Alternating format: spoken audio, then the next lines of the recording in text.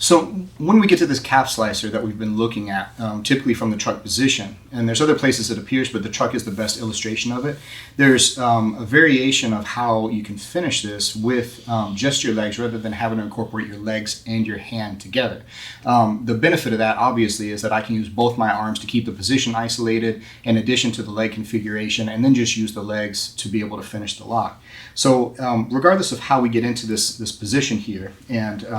let's go from mount.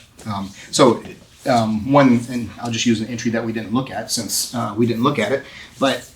however I get to this position, as we roll into it here, now if I want to keep this isolated here around her hips, and I want to keep this locked down, then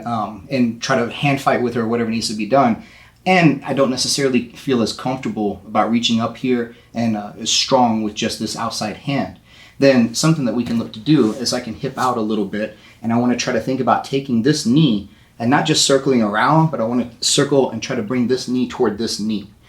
Once I do that here and this leg can come back, this is going to make a little bit more of the calf slicer here. And it's pretty nasty because it's cranking a little bit more laterally out, and so there's a lot more pressure on the outside of the leg rather than just into the calf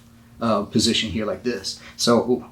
whenever we get here, this leg is coming around. I'm trying to get my toes back in front of my shin this direction here, right? So once we roll through to here, and she's like, I'm trying to get this, it's not quite working out for me, or I don't want to relinquish the use of my hands over here, then I'm bringing this leg over, and then that leg is cranking back this direction. So now it's, again, it's still getting that calf slicer, but it's a little more on the outside of the leg, and it's a little more that lateral pressure, so it hits kind of a different, it's a little more nervy in there, but it's still a really nasty variation, and it's a way that I can finish that with the use of my legs and not have to incorporate my hand too.